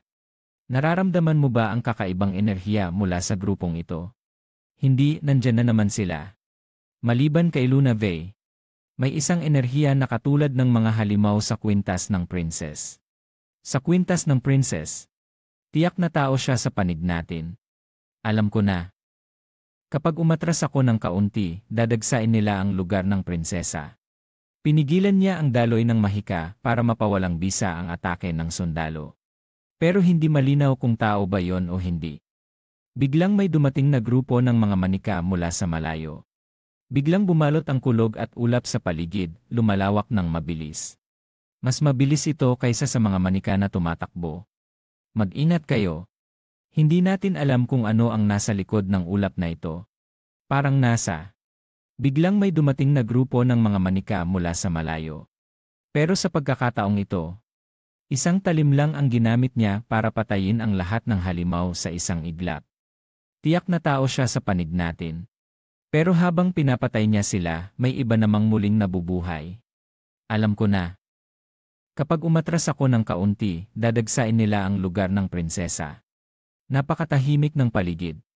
Napakatahimik. Parang walang nangyari.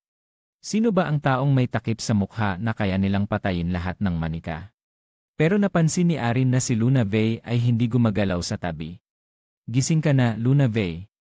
Pero nagsisimula ng lumawak ang isang ulap ng hamog sa ilalim ng kanyang mga paa. Mula sa ibaba, sumulpot siya, itinaas ang espada ng diretsyo sa harap. Akala ng lahat na gusto niyang saktan siya nang makita ang eksenang ito. Prinsesa, ano ang ginagawa mo? Pakawalan mo siya. Naguluhan si Arin, sino ba ito? Parang pamilyar. Pagkatapos ay winasak ng espada niya ang bato sa kwintas. Nagalala ang lahat na ghost ni. Prinsesa, ano nang ginagawa mo? Pakawalan mo siya. No direct match found in the provided translation segment. No direct match found in the provided translation segment. No direct match found in the provided translation segment. No direct match found in the provided translation segment. Hindi, lumayo ka kay Luna Vey. Siya ay nagtuon ng isang kakayahan sa nerbiyos na lumipad ng diretsyo. Ang katawan niya ay tila naging itim na usok, parang siya ay tumama sa hangin. Siya ba ay naging ulap na? Pagkatapos ay may isang tunog na narinig ng lahat. Huwag kayo. No corresponding translated content found in the provided text. No corresponding translated content found in the provided text. No corresponding translated content found in the provided text. No corresponding translated content found in the provided text. Nilinis ko na ang daan para sa inyo. Tiningnan niya ang paligid, ang tanawin ay bumalik sa normal. Prinsesa, nasaktan ka ba? Sino ba ang? Dumaan kayo sa harapang tarangkahan at maghintay doon bago umalis. Si Alice ay tumingin sa sugat ni Luna Vey. Dinala ang mga batang ito sa ligtas na lugar. Bilang pinakahinang engkanto sa ngayon. Ano naman ang gagawin sa lalaking iyon? Bumaling siya kay Nana. Patay na ang halimaw. Ano ang nangyari sa? Inasan na yisaw ilay. Ti alende ana ni tigichakin ilay emlay gi-anay. Sir Nana yen ang munghin ni dasi kakonkway. Trong iyibiray ka titiene sini na. Enubatik ang mukin as ni fightet lane. Sa aking lugar ay may mga usap-usapan tungkol sa isang madugong handaan na nagdulot ng maraming pagkamatay. At ang sabi, ang utak ng lahat ay ang ikalimang prinsesa ng imperyo. Si Arin na nabulag ng kapangyarihan ng trono. Marahil ay dahil sa kristal na yon. Posibleng si ako o Luinel ang nagbigay nito sa kanya. Pagkatapos ng pangyayaring iyon, sila ay pinarangalan bilang mga bayani ng imperyo. At sila ang pinaka-nakikinabang sa pangyayaring ito. Kaya ang ibig mong sabihin, ginawa nila ito para sa kanilang sarili. Ipinagbili ang kanilang mga kapwa para sa kanilang sariling kapakinabangan. Minsan, mas nakakatakot pa ang mga tao kaysa sa amin mga demonyo. Hindi pa ito ang pinakamalala kumpara sa mga gagawin nila sa Hin. Sa aking lugar ay may mga usap-usapan tungkol sa isang madugong handaan na nagdulot ng maraming pagkamatay. At ang sabi, ang utak ng lahat ay ang ikalimang prinsesa ng imperyo, si Arin, na nabulag ng kapangyarihan ng trono. Marahil ay dahil sa kristal na yon. Posibleng si ako o si Luinel ang nagbigay nito sa kanya. Pagkatapos ng pangyayari, sila ay pinarangalan bilang mga bayani ng imperyo at sila ang pinakakinabangan. Ibig mong sabihin, ginawa nila ito para sa kanilang sarili. Ipinagbili ang kanilang kapwa para sa sariling kapakinabangan. Bumaling siya kay Nana. Si Nana ay patuloy na kumakain ng bangkay ng halimaw. May isang bagay na nagpapagulo sa akin tungkol sa kwintas ng prinsesa. Ang katulon. Dulot ng maraming pagkamatay. At ang sabi. Ang utak ng lahat ay ang ikalimang prinsesa ng imperyo, si Arin, na nabulag ng kapangyarihan ng trono. Marahil ay dahil sa kristal na yon. Posibleng si ako o si Luinel ang nagbigay nito sa kanya. Pagkatapos ng pangyayari, sila ay pinarangalan bilang mga bayani ng imperyo at sila ang pinakakinabangan. Ibig mong sabihin, ginawa nila ito para sa kanilang sarili. Ipinagbili ang kanilang kapwa para sa sariling kapakinabangan. Minsan, mas nakakatakot pa ang mga tao kaysa sa amin mga demonyo. Hindi pa ito ang pinakamalala kumpara sa mga gagawin nila sa hinaharap. Tama, sa aking lugar ay nakisawsaw kami sa mas malalalang massacre. Kaya maaaring hindi rin sila mas maganda kaysa sa kanila. Sabi ni Karam na naging tao. Kailangan na ba tayong umalis? Ang iba ay hayaan na ang mga kabalyero ng hari ang mag-asikaso. Naghihintay si Nana sa atin. Si Emily ay umiiyak sa likod, natatakot. Hindi ako mabango. Ano ba talaga ang nangyayari? Ang kilos ng batang babae ay parang isang halimaw. Bakit si Binibining Emily lang ang tinatarget? Kailangan kong pigilan siya. Pero hindi ko pwedeng saktan si Nana. Si Nana ay parang nabaliw na, dumiretso mula sa malayo. Hindi na makapaghintay pa. Si Brian ay nagdasal na lang na sana ay maprotektahan siya. Hindi ko kaya. Biglang lumitaw siya, ginamit ang likod niya para saluhin ang pinsala. Tinawag siya ni Brian ng may pag-aalala. Ginoo. Si Emily ay umiiyak sa likod, natatakot. Sinubukan ni Brian na pigilan siya. Kailangan kong pigilan siya.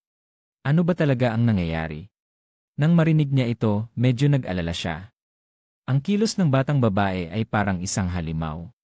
Pagkatapos ay sunod-sunod ang mga sipa. Waa, bakit mo ginawa yon? Pagkatapos ay sinaway si Nana. Hoy, bata. Magising ka na. Siya ang mahal na papa mo. Papa? Sa sandaling iyon, tila nagising ang mga mata ni Nana. Ano ang nangyari kay Papa? Sa sandaling iyon, si Nana ay tila nalilito, may luha sa kanyang mga mata. Si Nana ang nagdulot ng pangyayaring ito kay Papa. Ayos lang, Nana. Hindi ako nasasaktan kahit kaunti. Hindi ko rin sinasadya. Kaya wala akong ginawang mali. Tara na, ang lugar na ito ay isang larangan ng digmaan na lang. Nang umalis na ang lahat, si Luino ay may hindi makapaniwalang tingin. Ano ang nangyari? Dapat ay nandito ang mga halimaw sa lahat ng dako. Pero tahimik na tahimik dito, parang hindi sila kailanman nagpakita. Ang punong hari ay lumingon at nagsalita sa kanya. Tara na, ang lugar na ito ay isang larangan ng digmaan na lang. Pagkatapos umalis ang lahat, si Luino ay hindi makapaniwala. Ano ang nangyari? Dapat ay maraming halimaw dito. Pero tahimik na parang hindi sila dumating. Ang hari ay lumingon at sinabi sa kanya. Luino, wala na akong nakikitang halimaw. Hari, mabuti naman. Mukhang naayos na ang lahat. Biglang may tinawag mula sa malayo. Ang tinig ay si Arin, tumakbo na may alalahanin. Hari o si Arin. No corresponding translated content found in the provided translation segment. No corresponding translated content found in the provided translation segment.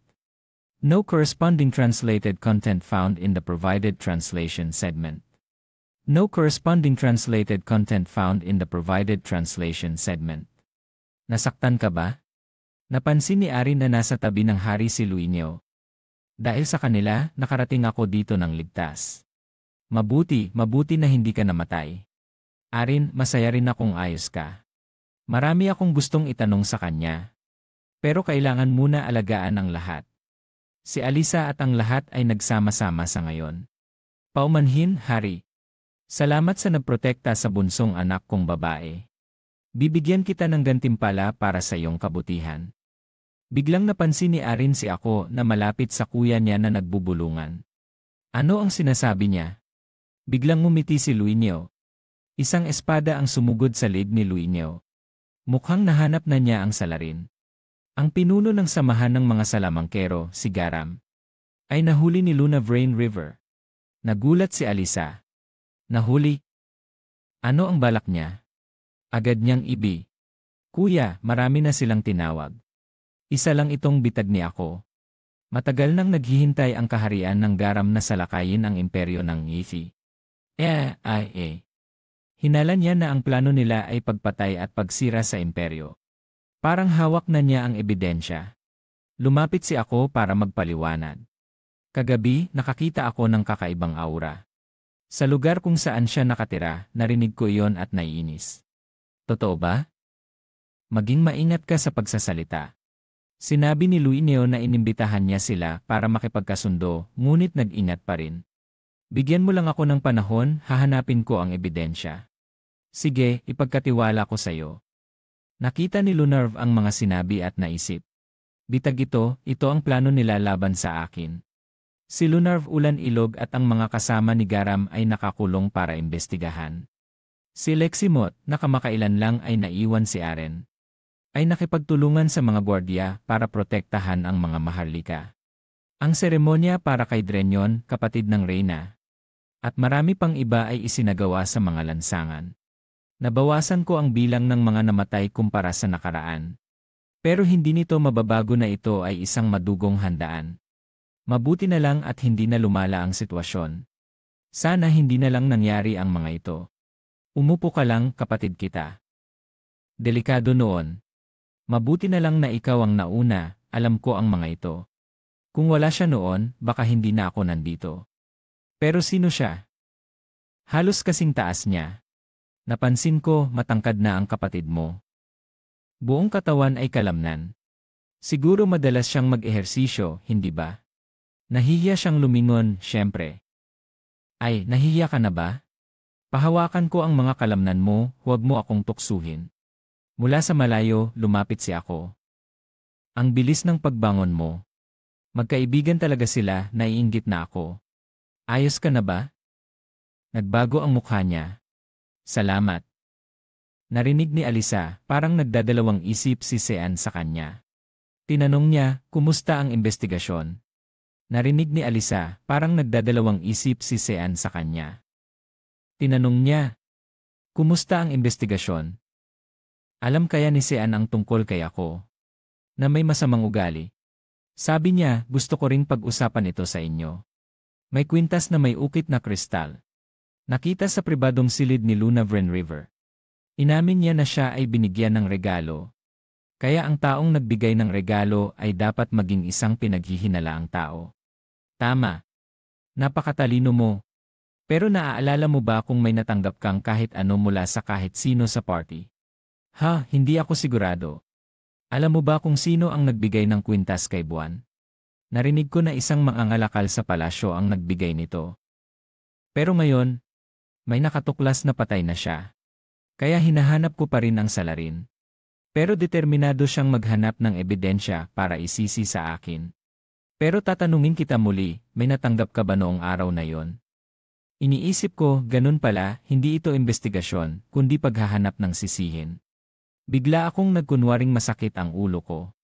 Hinan, ulo mo, Sean, ayos ka lang ba? Pasensya na. Hindi pa rin ako ganap na gumaling. Ang bata ay nawalan ng maraming dugo. Sinabi ng doktor na kailangan niyang magpahinga. Humiga ka na, Sean. Nakikita kong sumusunod siya. Sige, magpahinga ka, alis na ako.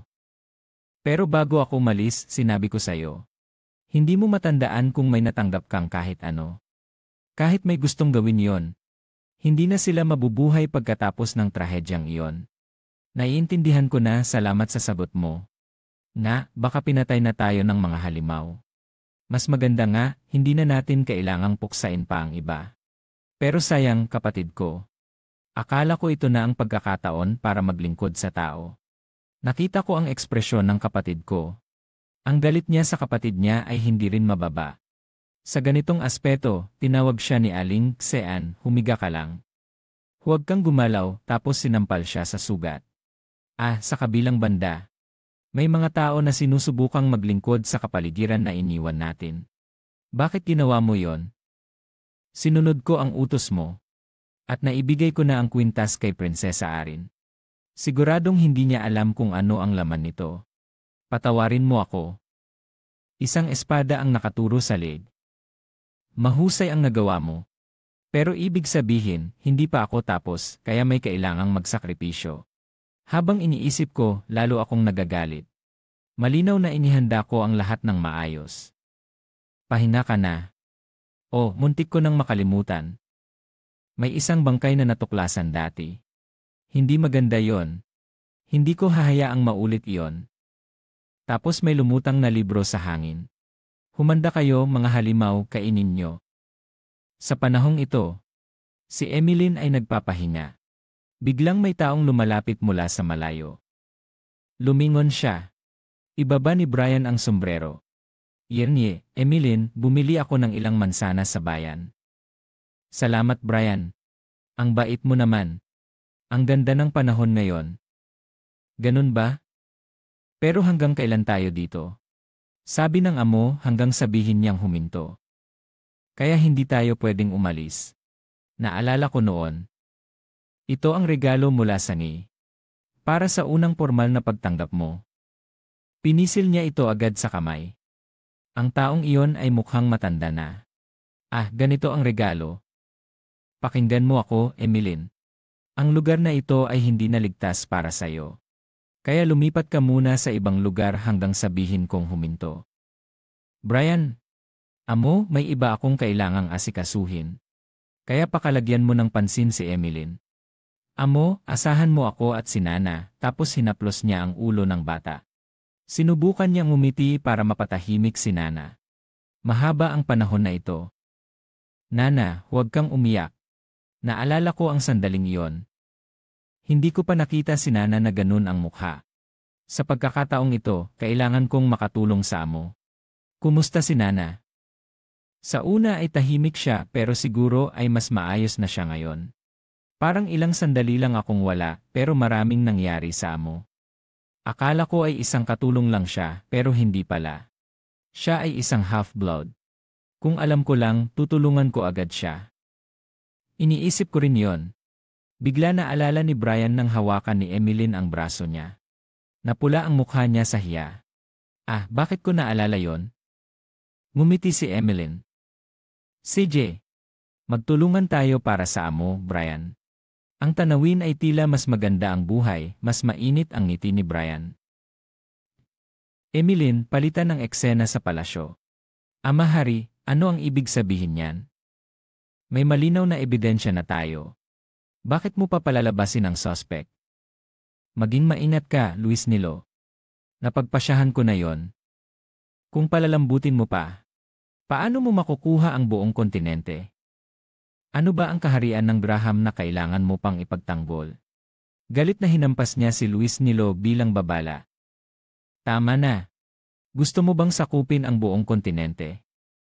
Magandang ideya, pero sa ihina ay hindi lang tayo nakikipag-away sa kaharian ng Graham. Pati na rin sa mga demonyo sa ilalim, Spanya at Fraina. Kung magiging kaaway natin ang kaharian ng Graham, hindi natin mapipigilan ang mga demonyo. Lalaganap ang mga ito sa buong kontinente. Kahit na makuha ko ang kapangyarihan ng lugar na ito, maraming inosenteng buhay ang masasakripisyo. At ang gagawa ng ganito ay halimaw, hindi hari. Hindi mo ba nakikita yon? Kahit na makuha ko ang kapangyarihan ng lugar na ito, maraming inosenteng buhay ang masasakripisyo. At ang gagawa ng ganito ay halimaw, hindi hari. Hindi mo ba nakikita yon? Kung palalampasin mo ang mga suspect kahit may ebidensya na, ang ibig mo bang sabihin ay meteor? Napahinto si Luis Nilo. Paano niya nalaman? Hindi pa tapos ang investigasyon ng mga tauhan ng Ama Hari. Sinabi niya, ang mukha mo ay nagsasabi ng lahat, Luis Nilo. Mula pagkabata, gusto mo nang makuha ang gusto mo. Napailing siya. Hindi. Ama Hari. Hindi ko maintindihan ang sinasabi mo. Tama na, kalokohan. Bakit ka naging ganito, Luis Nilo? Mas karapat dapat si Arin kaysa sayo. Ayokong makita ang mukha mo muli. Lumayas ka na. Napuno ng galit ang mukha niya habang nagmumura. Arin. Arin seryoso, ikaw ba ang salarin na sumira sa lahat? Agad siyang tumakbo sa lugar kung saan naroon si Arin. Nagulat si Lesimo. Kagalang-galang na prinsipe. Kailangan ng prinsesa na magpahinga. Pero agad niyang sinuntok si Lesimo. Sabi ko sa'yo, tumayo ka. Nag-aalala si Arin. Lesimo, lumapit siya. Sabi niya, ano ang gusto mo, Lesimo? Haha, ang kuya mo lang ay nakipag-usap. Sa mahal kong kapatid na babae lang. Tumayo si Lesimo habang hinahaplos ang masakit na pisngi. Kahit prinsipe siya. Kung magpapatuloy si Arin bilang tagasunod ng prinsesa, pipigilan ko siya. Lalo siyang nagalit at nagbanta. Ah, ganoon ba? Ano ang balak mong gawin sa akin?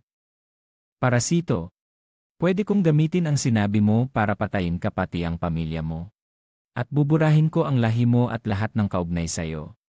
Nang marinig ang banta, hindi na nanghina si Arin at sumigaw. Tigilan mo na, may gusto akong sabihin. Ano ang gusto mong sabihin? Hindi siya makapaniwala. Tita, bakit hindi na siya tulad ng dati? Siya pa ba si Arin seryoso na kilala ko? Hayaan mo akong sabihin sa'yo. Ako, Arin seryoso. Hindi tumanggap ng kahit ano mula sa'yo. Naalala niya ang sinabi ni Arin sa kanyang ama. Kabang walang kinalaman. Ama hari. Pero ang kwintas na ibinigay mo sa akin. Ang bato sa ibabaw nito ay hindi pangkaraniwan. Ito ay meteor mula sa lahi ng Hushite. Ginagamit ito sa pagsasanay ng mga maling mahika, pero ipinagbabawal na ngayon. Narinig ko rin na ginagamit ito para kontrolin ang mga halimaw. Kamakailan, may impormasyon akong may nagtatago ng pagbili nito sa palasyo. Ang mga kalakal na si Jubot at ang katulong na si Merilda ay tila matagal ng lihim na nagkikipagtransaksyon. Pero ngayon, pareho na silang nawawala o patay na, Arin. At sila ay malapit kay Luinilo. May natanggap ka bang kahit ano mula kay Luinilo? Siya ba ang nagbigay sa iyo ng kwintas? Sa oras na yon, nahirapan siyang magdesisyon. Walang ganoon, hindi ako nakatanggap ng anuman mula sa kanya. Kung nahanap na ng tao kung sino ang nagdala ng mga batong iyon sa palasyo, hindi nakabilang si Buwan sa mga pinaghihinalaan. Pakiusap, pakawalan mo siya. Ang babaeng iyon ay nakapagliligtas ng maraming buhay sa pagtitipon na iyon. Alam ko na, huwag kang mag-alala tungkol dyan. Kasi alam mo na kung sasabihin ko sa ama hari na may kinalaman si Luinilo sa bagay na ito. Hindi ko alam kung ano ang gagawin niya sa mga tao sa paligid ko. Hindi ko pwedeng hayaang mangyari yon, kailangan kong protektahan sila. Sabi mo ba hindi iyon ang gusto mong malaman, kuya? Si Luinilo ay naglalabas ng matinding presyon patungo sa kanya. Na, hindi kita binigyan ng kahit ano. Sinabi ko rin yun sa ama hari, pero ano ba ang ugali mo? Parang may ginawa akong mali sa'yo. Dahil ba kanina ay hindi ka naging maayos sa mga tagapaglingkod mo? Pasensya na, kailangan ko nang tanggapin ang mga bisita ngayon. Tara na, sino ba ang mas mahalaga kaysa sa kuya mo? Siya ay napakahalaga sa akin. Kasi siya mismo ang nakatayo sa harap ng puno mula pa kanina. Pasensya na, hindi ko sinasadya, agad siyang nag-alala nang makita yon. Bakit hindi ko naramdaman ang kanyang presensya? Anong ginagawa ng taong iyon dito? Ipinapakita rin niya ang kanyang matapang na aura. Pero narinig ko na lahat ng iyon.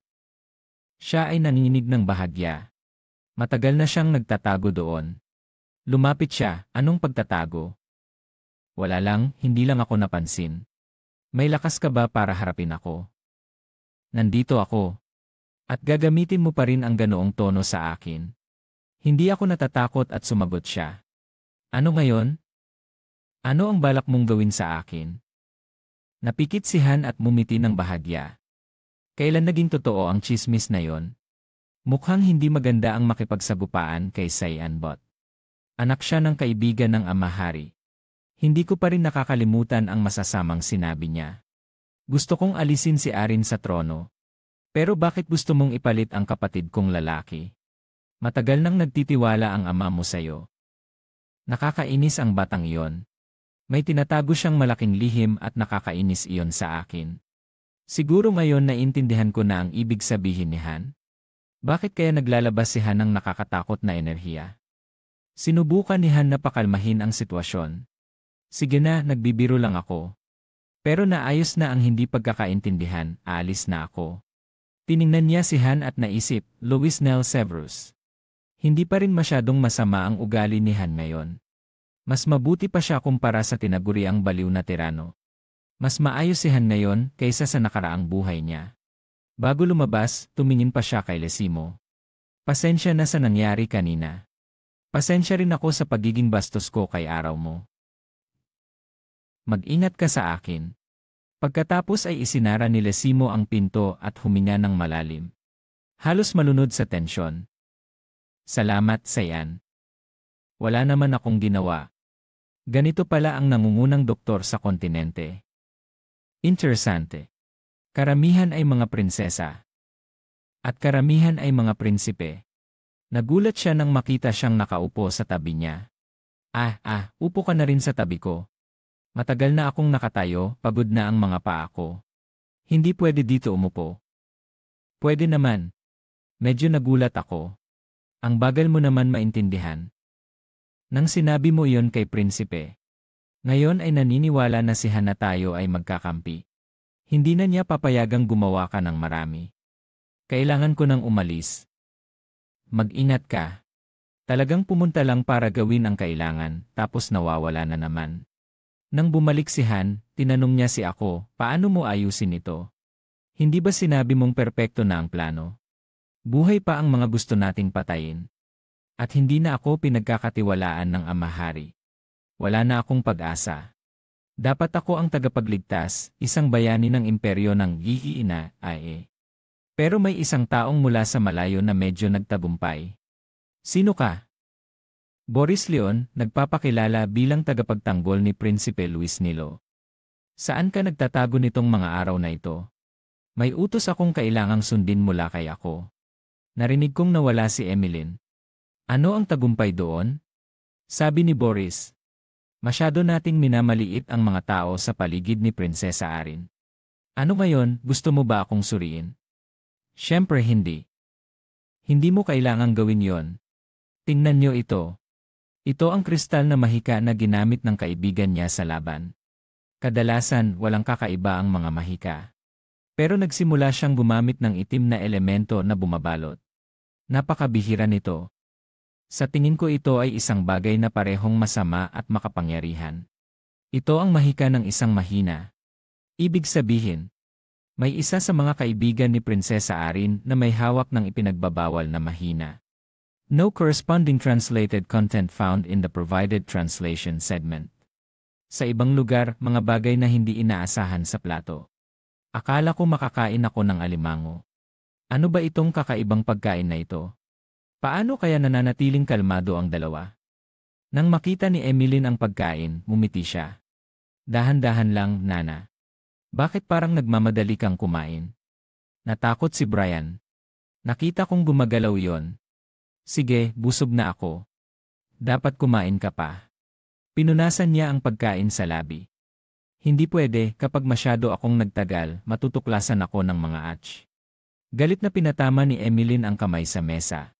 Mga masamang atch. Dumating lang ako para tingnan kung ayos ang lahat. Hindi pa ligtas bumalik, sabihin mo kay Brian. Sabihin mo kay Brian. Nagpadala na rin ako ng mga bantay sa paligid. Wala nang mas ligtas pa dito. Sige, aalis na ako, huwag kalimutang bumalik. Mag-ingat ka, Brian.